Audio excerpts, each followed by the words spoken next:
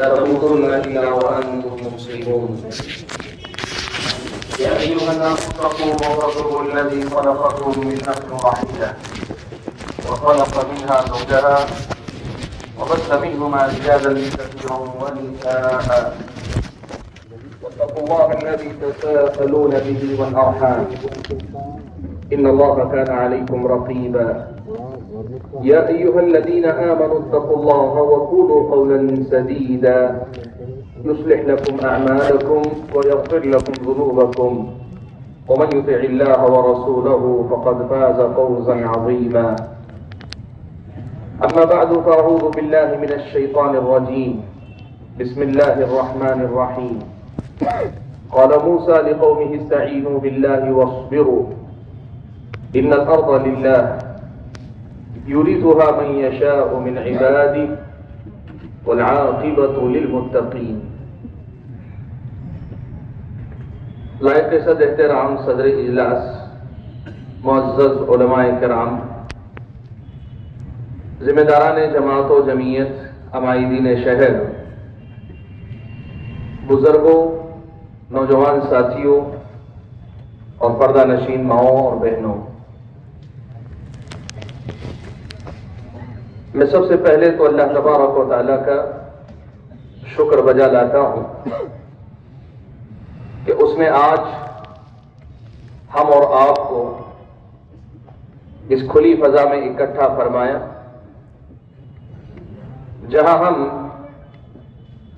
کتاب و سنت کی تعلیمات کی روشنی میں کچھ ایسی باتیں مسلسل سنتے آ رہے ہیں اور سننے کی کوشش کریں گے بھی کہ جن باتوں کی روشنی میں ہم خود اپنی ایمانی اور عملی زندگی کا محاسبہ کر سکیں، اگر ہمارے اندر کہیں کوئی کمی کوتاہی نظر آئے تو اس کی اصلاح کر سکیں، اور اگر کوئی خیر نظر آتا ہے، کوئی اچھائی نظر آتی ہے جو اللہ نے پہلے سے ہمارے اندر رکھی ہے، تو ہم اور آپ اس پر ثابت قدم رہ سکیں اور اللہ تبارک و تعالیٰ سے مزید توفیق کے طلبگار ہو سکیں۔ حاضرین گرامی، آج کے اس اجلاس میں مجھے جس عنوان پر گفتگو کرنے کے لیے کہا گیا، یہ جو عنوان منتخب کیا گیا میرے لیے، وہ عنوان جیسا کہ آپ نے سنا، ملک کے موجودہ حالات اور ہماری ذمہ داریاں۔ بھائیوں، سب سے پہلی بات جو اس سلسلے میں آپ حضرات اور خواتین کے سامنے میں ذکر کرنا چاہوں گا، وہ بات یہ ہے کہ مرض کی، بیماری کی صحیح پہچان، صحیح تشخیص آدھا علاج ہوا کرتی ہے اور دوا باقی آدھا کام کرتی ہے۔ آدمی اگر، ڈاکٹر اگر، حکیم اگر بیماری کی پہچان صحیح نہ کر سکے، تشخیص صحیح نہ کر سکے، تو دوا چاہے کتنی ہی مفید اور مؤثر کیوں نہ ہو، لیکن تشخیص صحیح نہ ہونے کی وجہ سے علاج کامیاب نہیں ہوتا، بیمار شفایاب نہیں ہوتا، آدمی اپنے مقصد کو حاصل کرنے میں ناکام و نامراد رہ جاتا ہے۔ ہم نے بات کی ملک کے موجودہ حالات کی۔ سب سے پہلی بات جو مجھے آپ حضرات اور خواتین کے سامنے اس سلسلے میں کہنی ہے وہ یہی ہے کہ جب ہم موجودہ حالات کا لفظ سنتے ہیں، بولتے ہیں، لکھتے ہیں، اور اس کا تذکرہ جب کبھی ہمارے سامنے ہوتا ہے تو ہم عام طور پر قوم و ملت کی سیاسی صورتحال کو موجودہ حالات سمجھتے ہیں۔ اس میں کوئی شک نہیں ہے کہ اس وقت ملک کے اندر مسلمانوں کے جو حالات ہیں، پچھلے 10 سال کی جو صورتحال ہے اور آج مسلمان ملک میں جس جگہ پہ کھڑے ہیں، وہ ہم اور آپ سے بڑی سنجیدہ کوششوں کا تقاضا کرتے ہیں۔ ہم اور آپ سے اپنے حالات کے سلسلے میں بڑی گہرائی کے ساتھ جائزہ لے کر صحیح سمت پر قدم بڑھانے کے لیے صحیح اقدامات وقت رہتے کرنے کا تقاضا کرتے ہیں، اس میں کوئی شک نہیں ہے۔ لیکن بھائیوں، جو سب سے پہلی اور بنیادی بات جو مجھے آپ کے سامنے رکھنی ہے وہ یہی کہ جب ہم قوم و ملت کے موجودہ حالات کی بات کرتے ہیں تو اپنے آپ کو سیاسی حالات تک محدود رکھ لیتے ہیں۔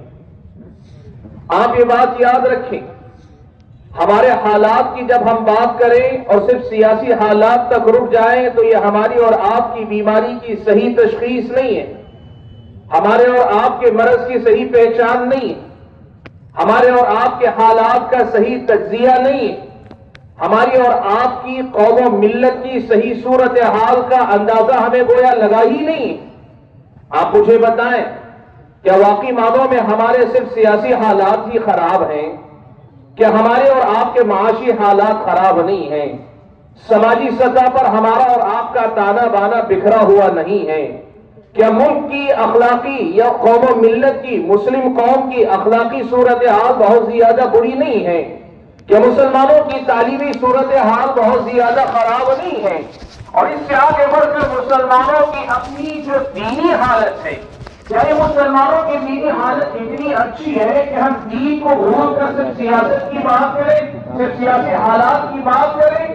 اور یہ جو بات آپ کے سامنے سب سے پہلے مرحلے میں رکھنا چاہتا ہوں وہ یہ ہے کہ ہم جب ملک میں قوم کے حالات کی بات کرتے ہیں، مسلم قوم کے حالات کا ہم اور آپ جب تذکرہ کرتے ہیں اور ان کا تجزیہ کرتے ہیں تو ہمیں سب سے پہلے اس معاملے میں کھلی آنکھوں سے یہ دیکھنا پڑے گا کہ ہمارا بگاڑ صرف سیاسی بگاڑ نہیں، ہمارے مسائل صرف سیاسی مسائل نہیں، ہماری پریشانیاں صرف سیاست کے میدان کی پریشانیاں نہیں، ہمارا آغاز تو ایمان سے ہوتا ہے، ایمان کے مسائل میں خلل ہے، عملی زندگی میں کوتاہی ہے، عبادات میں بڑے پیچھے ہیں، معاملات انتہائی کے گزرے ہیں۔ میرے بھائیوں، وقت اجازت نہیں دیتا کہ میں زیادہ تفصیل میں جاؤں، لیکن مجھے آپ کے سامنے یہ بتانے دیں کہ آج مسلم قوم کی دینی صورتحال کیا ہے، ان کا اپنا دین سے رشتہ کیسا ہے، دین سے ان کا تعلق کیسا ہے، یہ نام مسلمانوں والا رکھتے ہیں، ان کے اپنے معاملات مسلمانوں والے کم نظر آتے ہیں۔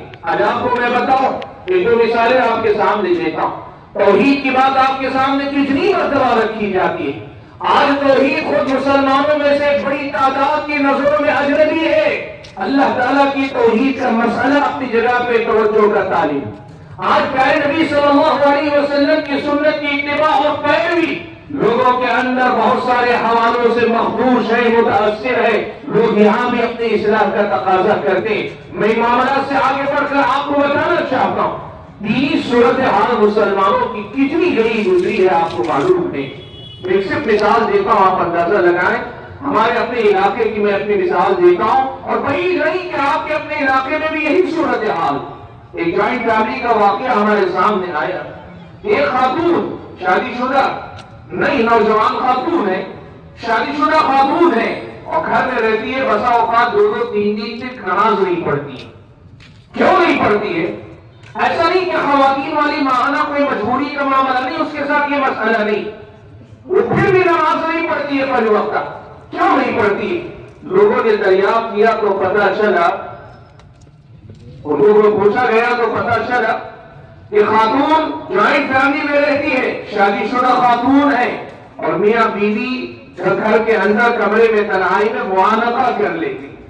معانقہ کر لینے کے بعد اب اس خاتون کی معلومات دینی یہ ہے کہ جس کمرے میں صرف معانقہ کیا، کچھ اور نے صرف معانقہ کیا، جس کمرے میں معانقہ کر لیا ہے اس کمرے میں نماز نہیں ہوتی۔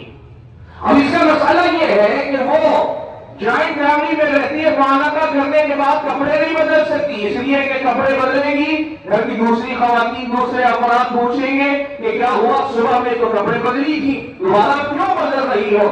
شرمندگی ہے، سامنا نہیں کر سکتی۔ اس لیے اس کے پاس مسئلے کا حل یہی ہے کہ اب اگر شوہر سے معانقہ کر لیا ہے تو دو تین گزرنے دیے جائیں، تین دن گزرنے دیا جائے، یہاں تک کہ جب کپڑے وہ بدلے تو لوگوں کو لگے کپڑے پہلے کچیل ہونے کی وجہ سے وہ بدل رہی ہے، اور اس طرح لوگوں کے سامنے شرمندگی سے بچ جائے۔ بھائیوں، میں نے بہت بھی ہٹی ہوئی مثال، ایک الگ مثال آپ کے سامنے دی۔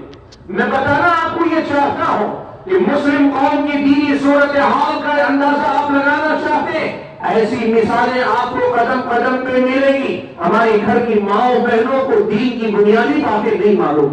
آج آپ اتنے سارے نوجوان یہاں کھڑے، میں اگر ذرا سا حجاب کے پردے کو ایک طرف رکھ کر آپ سے پوچھ لوں کہ ایک مرد کی شرمگاہ سے نکلنے والی جو چیزیں ہوتی ہے وہ کیا کیا ہوتی ہے، کس پر کیا حکم لاگو ہوتا ہے اور کیسے اس حکم پہ عمل کیا جاتا ہے، کیا آپ تمام نوجوان واقعی معنوں میں بتا پائیں گے؟ کہ واقعی معنوں میں آپ نے سیکھا؟ ہم سے اگر پوچھ لیا جائے کہ طہارت کرنے کا صحیح طریقہ کیا ہے، استنجا کرنے کا صحیح طریقہ کیا ہے، کتنے ایسے نوجوان ہیں جو بتا پائیں گے کہ طہارت کرنے کا، استنجا کرنے کا صحیح طریقہ یہ؟ میرے بھائیوں، اگر مثالیں دیتا جاؤں گا نا بات بہت دور تک جائے گی، لیکن میں کہنا کیا چاہتا ہوں، بتانا یہ چاہتا ہوں کہ سب سے پہلے اپنے حالات کا صحیح تجزیہ کیجیے، اور ہمارے اور آپ کے حالات اگر بگڑے ہیں، خراب ہیں، صرف سیاسی حالات نہیں، ہماری دینی صورتحال، ہماری تعلیمی صورتحال، ہماری معاشی صورتحال، ہماری اخلاقی صورتحال، ہماری عبادات، ہمارے معاملات، ہماری سماجی زندگی، اور ان سب کے ساتھ ساتھ ہماری اپنی تجارتوں کا معاملہ، اور اس سے آگے بڑھ کر ہمارے اور آپ کی سیاست، سب جگہ ہم اور آپ بہت زیادہ غفلت کا شکار ہے۔ ایسا لگتا ہے کہ یہ انسانوں کی کوئی منظم جماعت نہیں ہے، یہ بکریوں کا ریوڑ ہے جس کا کوئی چرواہ نہیں ہے، جس کی سینگ جس طرف سماتی ہے اس کو اٹھا کے چلا جاتا ہے۔ میرے بھائی، اس طرح تو قومی زندگی نہیں جی جاتی، اس طرح تو ہم اور آپ اپنے مسائل کو حل نہیں کر پاتے۔ اللہ کی خاطر اپنے حالات کا صحیح تجزیہ کرنا سیکھو۔ ہماری دین سے جڑی، دین سے ہماری اللہ تعلقی، ہماری دینی صورتحال کا بگاڑ اس مقام پہ ہے جہاں ہم اور آپ یقین مانے دین کے معاملے میں پہلے نمبر پہ ترجیحی بنیادوں پہ کام کرنے کے محتاج نظر آتے۔ میں آپ کو بتاؤں، معاملات ہمارے اور آپ کے دینی اعتبار سے کس قدر زیادہ بگڑے ہوئے، آپ کو اندازہ ہے؟ آپ کو اندازہ بھی ہے کہ ہمارے اور آپ کے معاملات کس قدر زیادہ خراب ہیں؟ معاف کرنا مجھے اس سچی بات کے لیے، کھلے میدان میں بات کر رہا ہوں، اس لیے کہ جتنے کھلے میدان میں آپ کو بات کر رہا ہوں اس سے کہیں زیادہ ننگا سچ یہ ہے جو آپ کے سامنے رکھ رہا ہوں۔ صورتحال یہ ہے، غیر تو غیر ہے، مسلمان کے ساتھ مالی معاملات کرتے ہوئے گھبراتا ہے کہ پیسہ اگر گیا تو پھر نکل کے آنا مشکل ہے۔ آپ تو امین تھے نا، اللہ کے نبی تو وہ نبی تھے کہ مشرکین مکہ آپ کی دعوت سے اختلاف رکھتے تھے، لیکن سارا مال اپنا لا کر آپ کے پاس رکھا کرتے تھے کہ آپ سے بڑا امانت دار کوئی نہیں۔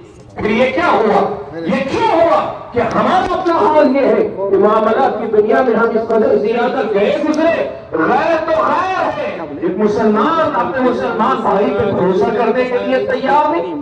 کیا ایسے حالات کے ساتھ ہم اپنی دنیا سدھار پائیں گے، سنوار پائیں گے؟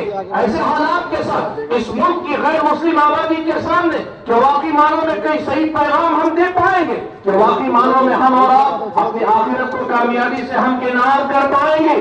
میرے بھائیوں، میں آپ کو ایک واقعہ سناتا ہوں کہ آپ کو واقعات کی زبان جلد اور آسانی سے سمجھ میں آتی۔ میری اپنی بستی ہی کی بات کرتا ہوں۔ میرا اپنا ایک نوجوان ساتھی ہے، اس نے کہا، شام میں ملاقات ہوئی، کہا کہ مولانا آج بڑی تکلیف ہو گئی۔ میں نے کہا کیا ہوا؟ کہا نہیں بہت تکلیف ہو گئی، ایک نوجوان نے مجھے بہت بڑی بات کہہ دی۔ میں نے کہا کیا ہوا؟ کہا میرا اپنا جو ہے ایک غیر مسلم دوست ہے، اسکول کے زمانے کا میرا ساتھی ہے، آج شام اس سے میری ملاقات ہوئی تو اس نے ایک بات مجھ سے کہی۔ وہ بات کیا تھی؟ کہا اس نے کہ تیرے والد کو مسلمانوں میں نہیں پیدا ہونا چاہیے تھا۔ غیر مسلم اپنے مسلمان ساتھی سے کہہ رہا ہے کہ تمہارے والد جو مسلمان ہیں انہیں مسلمانوں میں نہیں پیدا ہونا چاہیے تھا۔ اس نے پوچھا کیوں، کیا ہوا؟ تو کہا میں نے جتنے بھی مسلمانوں سے معاملات کیے، جھوٹ بولتے ہیں، دھوکہ دیتے ہیں، وعدہ خلافی کرتے ہیں، قرض لے کر واپس نہیں لوٹاتے، میں جب بھی معاملہ کرتا ہوں پریشان ہوتا ہوں۔ ہمارے پاس مسلمانوں کے ساتھ معاملہ کرنے کا مطلب معلوم ہے۔ ایک تیرے والد کو دیکھا کہ جب وعدہ کرتے پیسہ وقت پہ لوٹاتے ہیں، اور جب معاملہ کرتے ہیں تو شفافیت، سچ، کھلاپن ہوتا ہے، اس لیے مجھے لگتا ہے کہ تیرے والد کو مسلمانوں میں نہیں ہونا چاہیے تھا۔ میرے بھائیوں، یہ ہے ہمارا اور آپ کا کڑوا سچ۔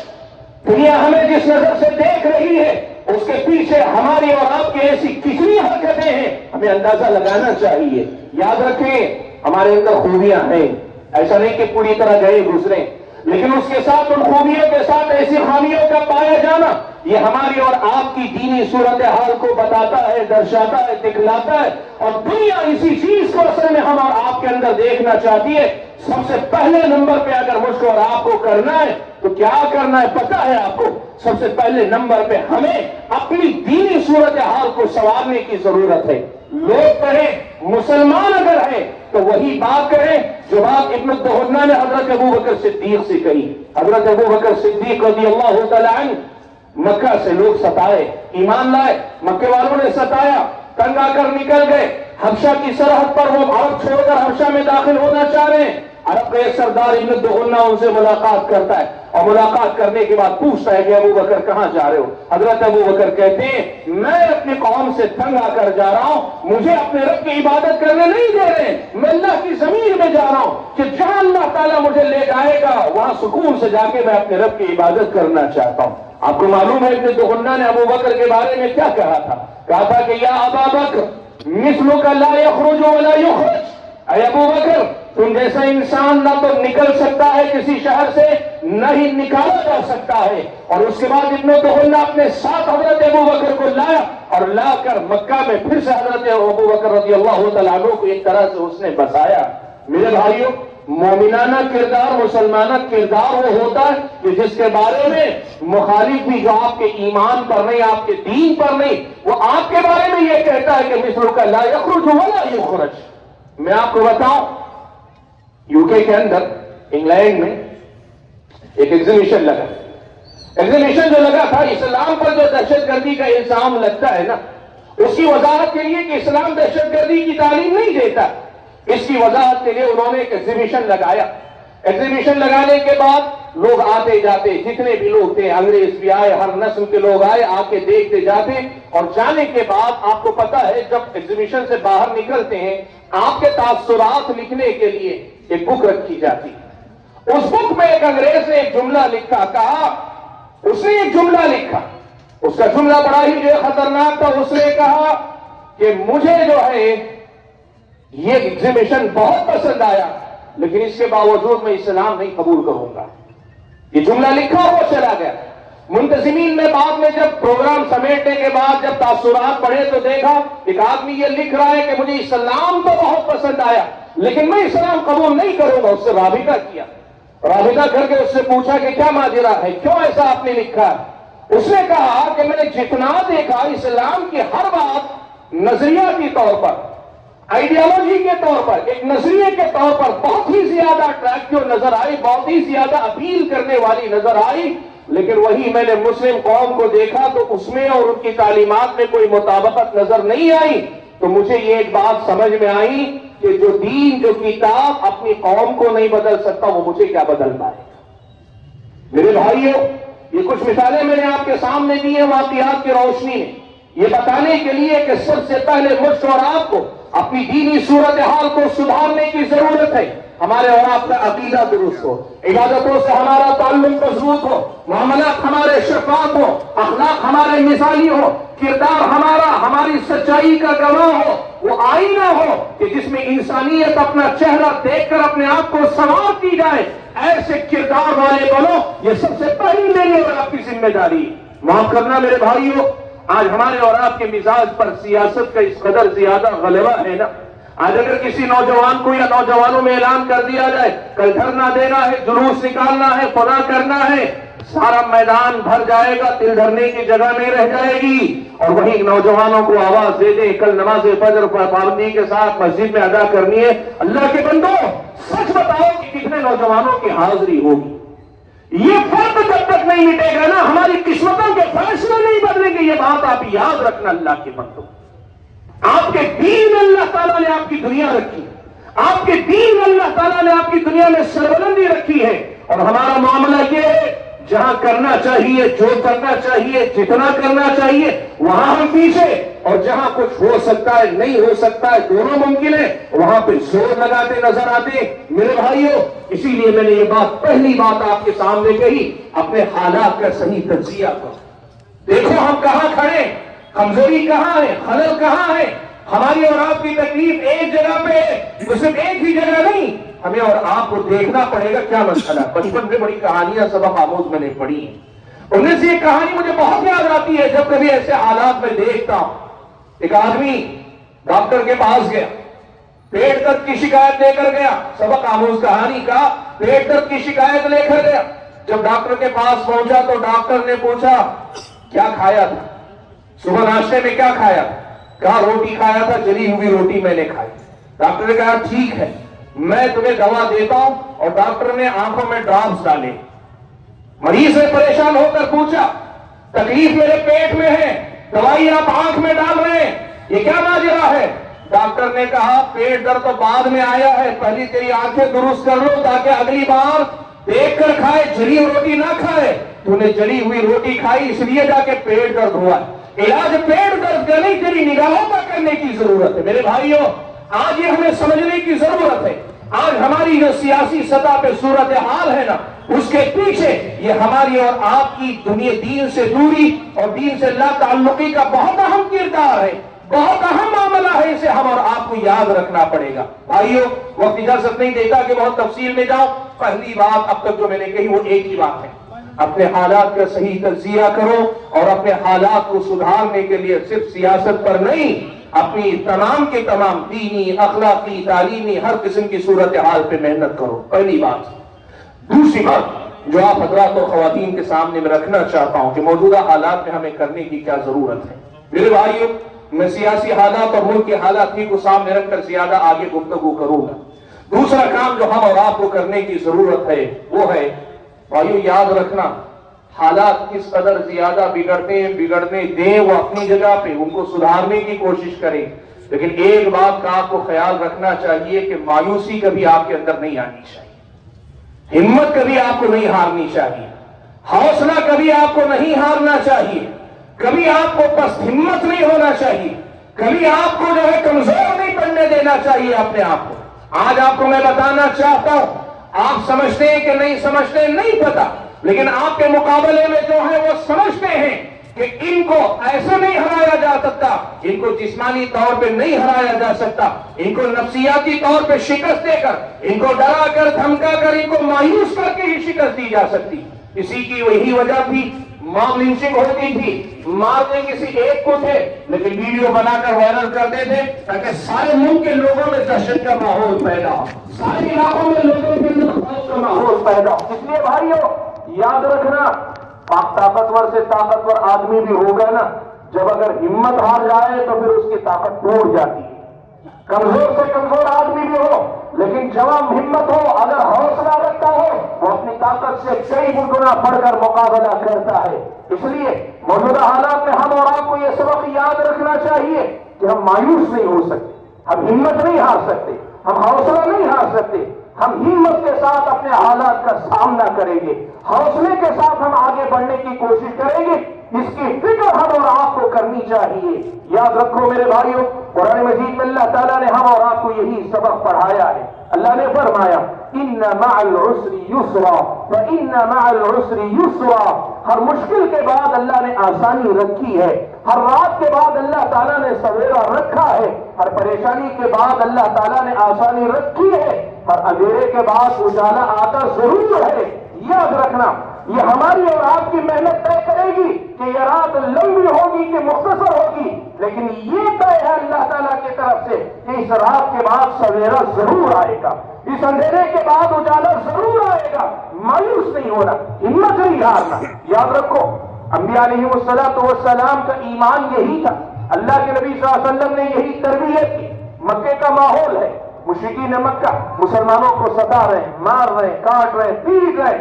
हजरत खत्ताब इब्न अर्त रज़ियल्लाहु तआला अन्हु को जलते अंगारों पे नंगी पीठ टिकाकर उनके सीने पे पैर रखकर जारी खड़ा हो जाता था, ऐसे भी सताए गए थे।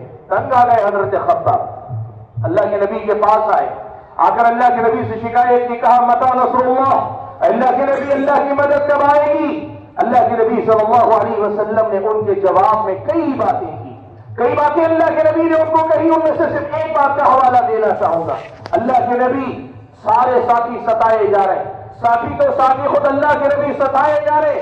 यूं समझिए कि एक तरह से मजबूरी का, मजलूमियत का दौर जी रहे हैं, लेकिन ऐसी सूरत में भी आपके ईमान, आपके तवक्कुल, आपके भरोसे का आलम यह है। अल्लाह के नबी फरमाते हैं کہ اے خطاب یاد رکھنا، اللہ کی قسم اللہ تعالیٰ میری اس دعوت کو اپنے کمال اور اپنے تمام اپنے انجام تک پہنچائے گا، اور تم یہ دیکھو گے کہ ایک آدمی صنع سے نکل کر حضرت موت تک چلا جائے گا، اسے اپنی جان مال وغیرہ کے سلسلے میں کوئی ڈر نہیں ہوگا، یا پھر یہ کہ اپنی بکریوں پہ بھیڑیے کا ڈر ہو تو ہو، ورنہ کسی قسم کا خوف نہیں ہوگا۔ امن و امان کی ایسی صورتحال اللہ تعالیٰ لائے گا۔ آپ دیکھیے اللہ کے نبی کتنی مشکل صورتحال میں، لیکن آپ کے ایمان کا، آپ کے توکل کا، آپ کے یقین کا کیا محال ہے؟ ایسا یقین ہمیں اپنے دلوں میں پیدا کرنے کی ضرورت ہے۔ حضرت موسیٰ بنی اسرائیل کو لے کے مصر سے نکل رہے ہیں، سامنے سمندر آئے، پیچھے فرعون اپنا لشکر لے کر آ جاتا ہے، سامنے بھی ہلاکت نظر آ رہی، پیچھے بھی ہلاکت نظر آئی۔ موسیٰ کی قوم بنی اسرائیل نے کہا انا لمدرکون، ہم تو ختم ہو گئے، پکڑ لیے گئے، گھیر لیے گئے، آگے سمندر ہے، پیچھے فرعون اور اس کی قوم ہے، اب تو ہمارے لیے بچنے کی کوئی صورتحال نہیں۔ حضرت موسیٰ نے کیا کہا؟ قال کلا ان معی ربی سیہدین، کہا ہرگز نہیں، ایسا نہیں ہو سکتا، میرا رب میرے ساتھ ہے، وہ میری ضرور رہنمائی کرے گا۔ یہ یقین اپنے اندر پیدا کرو اللہ کے بندو، یہ یقین اپنے اندر پیدا کرو۔ موسیٰ علیہ السلام سے بنی اسرائیل نے شکایت کی تھی، کہا تھا کہ یا موسیٰ اوذینا من قبل ان تأتینا ومن بعد ما جئتنا، اے موسیٰ آپ کے آنے سے پہلے بھی ستائے جاتے تھے، آپ کے آنے کے بعد بھی ستائے جا رہے، پہلے بھی مارا کاٹا جاتا تھا، آج بھی مارا کاٹا جا رہا ہے، یہ کیا ماجرا ہوا؟ ہم تو سمجھے تھے کہ آپ پہ ایمان لا کر بچ جائیں گے، سدھر جائیں گے، سنور جائیں گے، لیکن یہاں تو پہلے بھی ستائے جاتے تھے، آج بھی ستائے جا رہے۔ حضرت موسیٰ نے کیا کہا؟ قال موسیٰ لقومہ استعینوا باللہ واصبروا، اللہ تعالیٰ سے مدد طلب کرو، واصبروا، جمے رہو، ڈٹے رہو، ان الارض للہ، یہ زمین اللہ تبارک و تعالیٰ کی ہے، یورثها من یشاء من عبادہ، اللہ تعالیٰ جسے چاہے اس زمین کا وارث مالک بناتا ہے، لیکن یاد رکھنا والعاقبۃ للمتقین، انجام ہمیشہ متقیوں کے ساتھ ہی ہوتا ہے، انجام ہمیشہ متقیوں کے ہاتھ ہوتا ہے، کامیابی اخیر میں متقیوں کو بھی اللہ تعالیٰ عطا کرتا ہے۔ حضرت موسیٰ نے یہ بات کہی کہ بھائیو، کہنا کیا چاہتا ہوں، پیغام یہ دینا چاہتا ہوں، حالات چاہے کتنے ہی مایوس کیوں نہ رہے، آپ اور میں ہمت اور حوصلہ اگر رکھیں گے نا، مشکل سے مشکل حالات سے باہر نکل آنے کا سلیقہ ہمیں آئے گا۔ بھائیو تیسری بات جس کی طرف توجہ دینے کی ضرورت ہے وہ یہ، بھائیو یاد رکھو اس ملک کے اندر جو صورتحال دیکھنے کو مل رہی ہے، اللہ تعالیٰ کی طرف سے آزمائش کے دن ہمارے سامنے، اور ان آزمائشوں میں سے ایک بہت بڑی آزمائش ارتداد کا فتنہ ارتداد ہے۔ لوگ دین سے منحرف ہو رہے ہیں، لوگ دین سے پھر رہے ہیں، یہ صورتحال آپ دیکھ رہے ہیں۔ میں آپ کو بتانا چاہوں گا، سچائی یہ ہے کہ اگر آپ دیکھنا چاہیں، یہاں پہلے سے ایک تو تعلیم لادین تعلیم تھی، اسکولوں کالجوں میں جو تعلیم تھی نا، یہ تعلیم آخرت پر ایمان رکھنے والی تعلیم نہیں ہے، اور دوسری طرف جو کلچر، جو ماحول ہے، چاہے وہ ٹی ویوں کے اندر یا ٹی وی سیریلز کے اندر، یا پھر یہ کہ نئے زمانے کے اندر سوشل میڈیا کے ذریعے یا فلموں کے اندر، یہ جو کلچر جو ہے پروسا گیا نا، اس کلچر کے اندر بھی آخرت پر ایمان نہیں، لادینیت اس کی بنیاد ہے۔ اب تیسرے نمبر پر ایک چیز کا اور اضافہ ہو رہا ہے، وہ یہ کہ اگر کوئی واقعی معنوں میں مسلمان بن کر اپنی پہچان، اپنی شناخت کے ساتھ رہنا چاہتا ہے، اس کے لیے ماحول مشکل بنایا جا رہا ہے۔ ایسے ماحول میں اس کے ساتھ ساتھ تیسرا ایک کام اور چوتھا ایک کام اور کیا جا رہا ہے، وہ کیا ہے؟ آپ کو یاد ہے 20ویں صدی کے آغاز میں اس ملک کی تقسیم سے پہلے ایک طرف عیسائی مبلغین حکومت کی سرپرستی میں مسلمانوں میں گھوم کر عیسائیت کی تبلیغ کرتے تھے، دوسری طرف آریہ سماجی مبلغین مسلمانوں کے اندر گھوم کر شدی کی تحریک چلایا کرتے تھے۔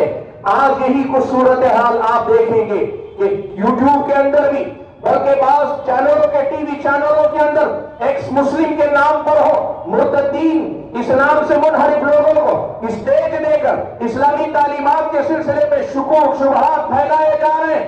ہر جگہ سے ایسا حملہ ہو رہا ہے کہ مسلمان اس ملک کے اندر رہیں، لیکن مسلمان مرتد ہو جائیں، اپنے دین سے دور ہو جائیں۔ آپ کو یاد ہو، آپ اگر یاد رکھے ہو تو یاد رکھیں، اس ملک میں ہمیشہ یہ بات کہی جاتی رہی اور آج وہ بات عملاً لوگ کرتے نظر آ رہے ہیں. وہ یہ کہتے ہیں کہ مسلمان یہ رہے ہمیں اس سے کوئی تکلیف نہیں، لیکن ہم چاہتے یہ ہیں کہ مسلمان یہاں کے کلچر کو اپنا لیں. بھائیو، مسئلہ کلچر کا نہیں ہے، کلچر کے آڑ میں دین کا ہے. کلچر کے نام پر آپ کا دین آپ سے لینے کی بات ہو رہی ہے. اس ابتداء کے فتنے کو پہچانو. خاص طور پر ہمارے اور آپ کی بچیاں، ہمارے اور آپ کے گھروں کی لڑکیاں، یہ جہیز کی جو لعنت ہے، یہ جو جوڑا جہیز کی لعنت ہے، اور اس کے ساتھ بے حیائی، بے پردگی، والدین کی طرف سے بچوں کی طرف سے لاپرواہی، اور پتہ نہیں اس جیسے اور کتنے اسباب ہیں جن کے نتیجے میں خاص طور پہ لڑکیوں میں ارتداد کی لہر زیادہ تیزی سے پھیل رہی ہے. میرے بھائیوں، یہ مزاج ہمیں بدلنا پڑے گا. یہ کوئی قومی لڑائی نہیں ہے کہ ان کی جیت ہماری جیت، یہ دین و ایمان کا مسئلہ ہے. ارتداد کی یہ جو لہر چل رہی ہے ملک کے اندر، اس صورتحال میں اگر ہم نے آج یہ سوچا میرا گھر محفوظ ہے، یاد رکھنا جو آگ پڑوسی کے گھر کو جلا سکتی ہے وہ آج نہیں تو کل آپ کے آنگن تک ضرور آئے گی، وہ آپ کے آنگن تک ضرور آئے گی. آج اگر ہم نے اسے ختم کرنے کی کوشش نہیں کی، بعید نہیں کہ کل کے دن اللہ نہ کرے ہماری اور آپ کی اگلی نسلوں میں سے کوئی دین سے مرتد ہو جائے. اور اگر دین سے مرتد ہو جائے، آپ جانتے ہیں کتنا بڑا خسارہ ہے. میرے بھائیوں، تیسرے نمبر پر اس سطح پہ کام کرنے کی ضرورت ہے. چوتھے نمبر پہ جو کام کرنا چاہیے وہ کیا ہے؟ میرے بھائیوں، تعلیمی میدان میں کام کرو، تعلیم کے میدان میں کام کرو. بھائیو، تعلیم کے سلسلے میں مجھے یاد ہے آپ ہی کے اس شہر میں میں نے مدرسے عثمان ابن عفان کے اندر تعلیم کے موضوع پہ جب گفتگو کی تھی تو ایک بات کہی تھی. کوئی حرج نہیں اگر وہ بات میں دوبارہ دہراؤں، اس لیے کہ یہ سبق صبح شام ہماری اپنے قوم کو پڑھانے کی ضرورت ہے. تعلیم کے میدان میں یاد رکھو میرے بھائیو، ہمارے اور آپ کے بچے، یہ جو ہمارے اپنے نوجوان ہیں، آپ ان کو دیکھ لو، ان میں کی اکثریت وہ ہے جو بمشکل 10 تک پہنچتی ہے یا 10 پاس کرتی ہے یا +2 تک پہنچتی ہے، پاس کر لیتی بڑی مشکل سے. اس سے اوپر اگر تعلیم کا گراف آپ دیکھنا جائے، مسلمان کو اندر، مسلم قوم کے اندر بڑے گنے چنے افراد ہیں جو اس میدان میں کام کرتے ہیں. یاد رکھو میرے بھائیوں، اس دنیا کے اندر ہتھیار سے زیادہ طاقتور چیز تعلیم ہے. اس دنیا کے اندر ہتھیار سے زیادہ قوموں کی قسمت کا فیصلہ کرنے والے ظاہری اسباب میں تعلیم اہم ہے. اپنی قوم کو تعلیم سے جوڑو. سبحان اللہ، جس قوم کے پاس پہلی وحی اقرا بسم ربک اتری تھی، اپنے رب کے نام سے پڑھنے سے جن کی ابتدا ہوئی تھی، آج وہی قوم پڑھتی نہیں، پڑھنا چاہتی نہیں. ذرا سا بچہ بڑا ہوا، کسی کاروبار سے لگا دیا، کسی دکان سے لگا دیا، کسی مکان سے لگا دیا، نتیجہ کیا ہے معلوم ہے؟ آج آپ بڑے افسوس کے ساتھ یہ بات میں کہنا چاہتا ہوں، آج آپ پہ طنز کیا جاتا ہے. آپ کو کہا جاتا ہے یہ پنچر ڈالنے والی جو ہے ذات ہے، قوم ہے. آئیو دیکھو، ایک بات کہنا چاہوں، پہلی بات تو یاد رکھو، پنچر ڈالنا کوئی مایوب کام نہیں ہے، کوئی عیب نہیں ہے. دھوکہ دینے، جھوٹ بولنے اور لوگوں کا مال ہڑپنے یا لوگوں پہ ظلم زبردستی کر کے کھانے سے اچھا ہے محنت مزدوری کر کے اور پنچر ڈال کے ہی کھائے. میں اس سے برا نہیں کہہ رہا ہوں، لیکن میں بتانا چاہ رہا ہوں کہ سامنے والا آپ کو یہ بتانا چاہتا ہے کہ آپ کا تعلیم سے کوئی واسطہ نہیں، باقاعدہ کوئی مضبوط ہنر آپ کی قوم کے پاس نہیں، آپ تعلیم کے نہیں، تجارت کے نہیں، ہنر کے نہیں، کسی میدان کی مہارت کے نہیں. دنیا والے آپ کو یہ تانا دے رہے ہیں. اس تانے کو اگر برداشت نہیں کر سکتے نا تو پھر میدان میں آگے دکھاؤ، تعلیم کے میدان میں آگے بڑھ کے دکھاؤ. دنیا والوں کو بتاؤ کہ اگر ہم پڑھیں گے نا تبھی پڑھیں گے، جب پڑھیں گے تبھی پڑھیں گے، اور یقیناً پڑھ کر ہم آگے بڑھنے کی کوشش کریں گے. میرے بھائیوں، میں نے آپ کو پچھلی ملاقات میں یہ بات کہی تھی، آج پھر کہنا چاہتا ہوں، تعلیم کے سلسلے میں یہ ضابطہ یاد رکھو، آپ جتنا کم پڑھیں گے نا، جو لیول ہے جتنا کم پڑھیں گے، اپرچونٹیز اتنی ہی زیادہ کم ہوں گے، کمپٹیشن اتنا ہی زیادہ ہوگا. آپ کے پاس مواقع کم ہوں گے اور اس مواقع کو حاصل کرنے کے لیے مقابلہ کرنے والے بہت زیادہ. اس کے مقابلے میں آپ جس قدر زیادہ اعلیٰ تعلیم یافتہ ہوتے جائیں گے، کمپٹیشن کم ہے، اپرچونٹیز وہاں زیادہ آپ کو ملتی جائیں گی. اس لیے اپنے قوم کے بچوں کو پڑھایا کرو، ان کو پڑھایا کرو، کفالت کرو اپنے بچوں کی. ہمارا نوجوان قوم و ملت کے لیے بہت کچھ کرنا چاہتا ہے، آپ بہت کچھ نہ کرو، دو بچوں کی تعلیم کی ذمہ داری لے لو کہ محنت مزدوری کر کے صحیح میں پڑھاؤں گا اپنے قوم کے 2 بچوں کو. ایک آدمی 2 بچوں کی ذمہ داری لے لے، ایک آدمی تو بچیوں کی ذمہ داری لے لے، ان کے شایان اشاروں کی تعلیم کا انتظام کرے، نوجوانوں کی تعلیم کا ان کے حساب سے تعلیم پر کام کرے۔ آپ یقین کرو، آپ کیا سمجھتے ہیں ملک کو سیاستدان چلاتے ہیں، ملک کو یہ ووٹوں سے آنے والے چلاتے ہیں؟ نظر کو یہی آتا ہے، لیکن بھائیو اس ملک کی سچائی یہ ہے، یاد رکھنا یہاں ملک کو چلاتی بیوروکریسی ہے، یہاں چلانے والے وہ لوگ ہیں جو قلم اپنے ہاتھ میں رکھتے ہیں۔ آپ کو اپنی قوم کے بچوں کو پڑھانا پڑے گا، اتنا اوجھا اٹھانا پڑے گا کہ یہ بچے اپنے کاندھوں پر آپ کی قوم کا بوجھ اٹھا سکیں۔ آج افسوس اس کا ہے کہ ہم وقتی فائدے کو دیکھ لیتے ہیں، بچہ ذرا سا بڑا ہوا ہوٹل میں لگا دیا، بچہ ذرا سا ہوا کسی دکان میں لگا دیا۔ آج آپ دیکھو یہ صورتحال ہم نے دیکھی ہے، مسلم گھرانوں میں سے اچھے گھرانوں کے بچے تعلیم کے میدان میں پیچھے، وہی اس ملک کی غیر مسلم آبادی کے بڑے ہم نے دیکھے، باپ آگے چلا آتا ہے، مزدوری کرتا ہے، لیکن اس کے بچے محنت کر کے پڑھتے ہیں۔ آپ دیکھیں، آپ کے اپنے شہر میں دیکھیں، کمزور لوگ مالی اعتبار سے کم، تعلیم یافتہ اعتبار سے کم، ہر حیثیت سے پیچھے، لیکن وہ بچوں کو پڑھا رہے ہیں، اور آپ اپنے بچوں کو یا تو پڑھا نہیں رہے یا پھر وہی شاہی مزاج آج بھی ہمارے اور آپ کے اندر ہے، وہی ہمارے اور آپ کے اندر نوابی مزاج ہے۔ ہم شاید آج بھی اس ارمان میں جی رہے ہیں کہ ہم نوابوں کی نسل سے یا نوابوں سے ہمارا کہیں رشتہ ملتا ہے۔ اللہ کے بندو، نوابی ماضی کا حصہ ہے، حال میں آپ تسلی مل سکتی ہے، لیکن مستقبل کا کوئی خواب اس بنیاد پہ آپ تعمیر نہیں کر سکتے، یاد رکھنا۔ پڑھاؤ اپنے بچوں کو، تعلیم پر محنت کرو، اور اتنا پڑھاؤ کہ صلاحیتیں بھر جائیں، کود کے بھرتی جائیں، اور جب صلاحیتیں آدمی کے اندر بھر جاتی ہیں نا، بنی بنائی نالیوں کا محتاج نہیں رہتا۔ جب پہاڑی نالا اترتا ہے نا بارش کے بعد، وہ نالیوں کا محتاج نہیں ہوتا، وہ اپنے راستے خود بناتا ہے، زمین چیر کر بناتا ہے، راستے توڑ کر بناتا ہے، لیکن اپنا راستہ بناتا ہے۔ اپنے بچوں کو صلاحیتوں سے ایسے پڑھو کہ یہ بچے اپنے راستے خود بنا سکیں، اپنا راستہ آگے خود بنا سکیں۔ منزل کی جستجو میں کیوں پھر رہا ہے راہی، منزل کی جستجو میں کیوں پھر رہا ہے راہی، اتنا عظیم بن جا کہ منزل تجھے پکارے۔ بناؤ اپنے بچوں کو، اور یاد رکھو بھائیو، صلاحیت جب آتی ہے نا، اچھوں کو اس کے سامنے سر جھکانا پڑتا ہے۔ آپ کو معلوم ہے اس ملک کی تقدیر میں آپ اپنا کردار اگر کچھ ادا کر سکتے ہیں تو وہ یہی ہے کہ تعلیم کے ذریعے اپنے بچوں کو اتنے قابل بنا لو کہ قابلیتوں کے سامنے سارے باندھ جو باندھے جائیں ٹوٹ جائے، اور یہ لوگ اپنی قسمت کے غیر سے اللہ تعالیٰ کے بعد اگر اسباب کی دنیا میں کریں، کسی اور کے سہارے نہیں، اپنی صلاحیتوں کی بنیاد پہ آگے بڑھاتے ہوئے لے جائیں۔ حاضرین گرامی، تعلیم پر محنت کرو۔ اگلا میدان جس پر ہم اور آپ کو محنت کرنے کی ضرورت ہے، میرے بھائیوں بات زیادہ لمبی نہیں کروں گا، لیکن یہ بات ضرور میں کہنا چاہوں گا، میرے بھائیوں معاشی استحکام پر محنت کرو، فائنانشیلی اسٹیبل ہونے کی کوشش کرو، اسٹیبلشمنٹ اپنا جو ہے مضبوط کرنے کی کوشش کرو۔ میں اکثر یہ بات کہتا ہوں کہ ہماری اپنی قوم کی عجیب صورتحال ہے، آپ کے اپنے شہر ہی میں گھوم کر دیکھ لو، کل اگر کسی غیر مسلم کا چھوٹی سی چائے کی دکان تھی نا، آج اس کا بیٹا اگر پڑھ کر کسی اور میدان میں نکل گیا تو نکل گیا، لیکن اگر باپ کے اپنے کاروبار کو لے کے جا رہا ہوگا نا تو وہ کیا کرے گا پتا ہے آپ کو؟ وہی باپ کی چائے کی دکان کی جگہ ذرا بڑا ہوٹل بنایا ہوا ہوگا۔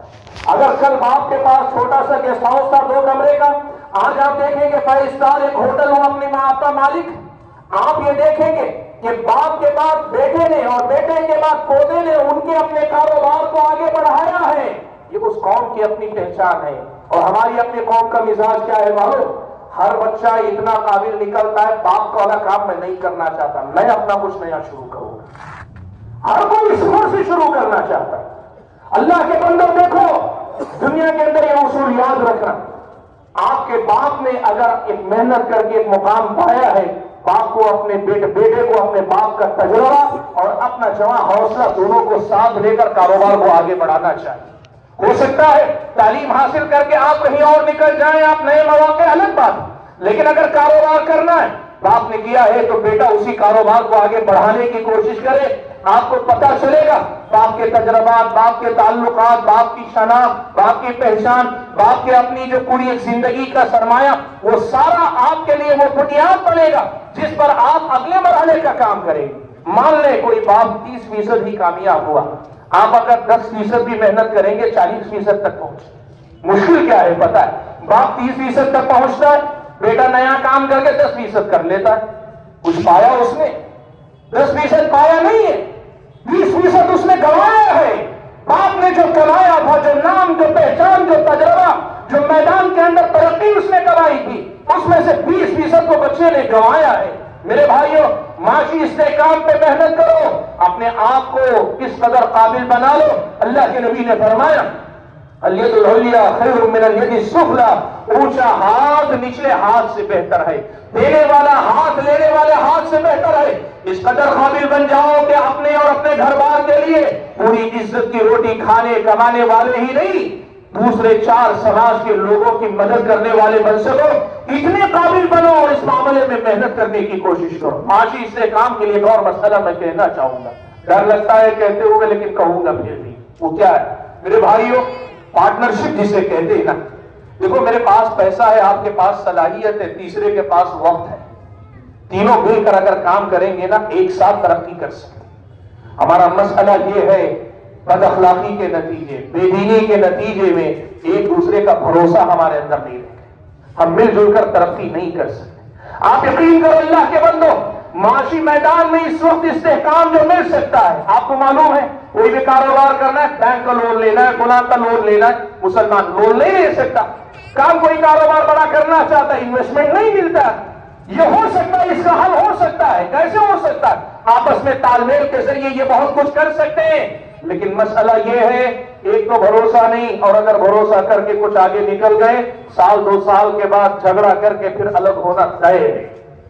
آپ بتا دو آپ کے شہر میں کتنے ایسے پارٹنر ہیں جنہوں نے پارٹنرشپ میں کام شروع کیا تھا، آج بھی جیسے کہ ویسے کام کرتے ہیں؟ کتنے آپ دیکھ. میرے بھائیو، معاشی استحکام میں اس پارٹنرشپ کا بڑا اہم کردار ہے. اپنے آپ کو معاشی طور پہ مستحکم کرنے کی کوشش کرو. حاضرین گرامی، ایک اور میدان میں بھی کام کرنے کی ضرورت ہے، اور وہ میدان کیا ہے معلوم آپ کو؟ دیکھو یہاں کی غیر مسلم آبادی کی اکثریت ماضی میں بھی اور حال میں بھی یہ سچائی ہے، یہ بڑے اچھے لوگ ہیں، یہ ان کے دماغ بڑے صاف ہیں، یہ بڑے انصاف پسند لوگ ہیں. مسئلہ یہ ہے کہ کچھ لوگوں نے آپ کے خلاف جھوٹ بول بول کر، آپ کے بارے میں غلط پروپیگنڈا کر کر کے آپ کے بارے میں لوگوں کو بدظن کرنے کی ایک مہم چلائی ہوئی. بھائیو، کیا یہ تعجب کی بات نہیں کہ لوگ آپ کے بارے میں جھوٹ بول بول کر لوگوں کا ذہن آپ کے بارے میں بگاڑنے میں کامیاب ہو جا رہے ہیں، اور آپ سچ بول کر اپنا دفاع بھی کرنے میں ناکام نظر آتے ہیں؟ یہ تعجب کی بات نہیں ہے. آپ کا پڑوسی ایک دیوار سے وہ غیر مسلم آپ کے ساتھ رہتا ہے، کوئی ٹی وی چینل پہ بیٹھا ہوا، یوٹیوب چینل پہ بیٹھا ہوا، واٹس ایپ پہ بیٹھا ہوا، فیس بک پہ بیٹھا ہوا، کوئی آپ کے بارے میں 2000-1000 کلومیٹر دور سے اس کا ذہن خراب کر لیتا ہے. ایک دیوار ادھر رہنے والے آپ اس کا ذہن صاف نہیں کر سکتے. یہاں کی غیر مسلم آبادی سے اچھے تعلقات، بہتر تعلقات، اور اسلام نے آپ کو جن تعلیمات کا کی اجازت دی ہے، گنجائش رکھی ہے، اچھے معاملات کرنے کی ترغیب دلائی، یہاں کی غیر مسلم آبادی کے ساتھ اچھے تعلقات قائم کر کے اپنے آپ کو اور ان کو پھر سے ایک دوسرے کو سمجھنے والا بناؤ. آپ کے بارے میں کتنا جھوٹ بولا جا رہا ہے، آپ کے بارے میں کتنا جھوٹ بولا جاتا ہے، ایسے جھوٹ کہ سن کر ہنسی آتی ہے، لیکن افسوس اس کا ہے کہ وہی جھوٹ بولنے والا اتنے ڈنکے کی چوٹ پہ بول رہا ہے کہ یہاں کی بھولی عوام نے کی بڑی تعداد مانی. ایسے دعوے کیے جاتے ہیں کہ اورنگزیب کے زمانے میں روزانہ جو ہے پتہ نہیں کتنے ہزار، 2000 یا 20,000 براہمنوں کا قتل کیا کرتا تھا. کسی نے اس کا جائزہ لے کر کہا اورنگزیب کا جو دور حکومت تھا نا، انگریز کے برہمن تو برہمن ہے، روزانہ اگر ہندوستانی آبادی بھی اتنے قتل کی جاتی تو اورنگزیب کے زمانے میں پورا ہندوستان ختم ہو جائے. اتنے بڑے بڑے جھوٹ لوگ بولتے. میرے بھائیوں، کہنا کیا چاہتا ہوں، لوگ آپ کے بارے میں جھوٹ بول رہے ہیں، غلط بول رہے ہیں، آپ اپنے بارے میں سچ کیوں نہیں بولتے؟ کیوں نہیں بول سکتے؟ آؤ کھل کر لوگوں کے سامنے بات کرو اپنے بارے میں. یاد رکھو میرے بھائیوں، اس ملک کی تاریخ ہماری تاریخ ہے. یہاں کے حکمران اس ملک کے حکمران تھے. اگر انہوں نے غلط کیا ہے تو ہم بھی اسے غلط کہیں گے، لیکن ان کے بارے میں سچ یا جھوٹ کا سہارا لے کر آج کی مسلم قوم کو اگر تختہ مشق کو نہیں بنانا چاہے گا، ہم انہیں نفرت کا سوداگر سمجھتے ہیں اور کہیں گے. آج تو لوگ جھوٹ بولتے ہیں، آپ سچ نہیں بول سکتے، اپنے بارے میں آپ لوگوں کو صحیح نہیں بتا سکتے. بھائیوں کوشش کرو اپنے بارے میں سچائیوں لوگوں کو بتانے کی کوشش کرو. اور ایک بات میں کہنا چاہوں گا خاص طور پر خدمت خلق کے باب سے، خدمت خلق کے باب سے آپ ان لوگوں کے دلوں تک پہنچنے کی کوشش کرو. عربی شاعر نے بڑی پتے کی بات کہی کہ احسن الی الناس تستعبد قلوبهم، لوگوں پر احسان کرو، لوگوں کے ساتھ اچھا سلوک کرو، تم ان کے دلوں کو غلام بنا لو گے، ان کے دلوں پر تم حکومت کرنے لگو گے. کیوں؟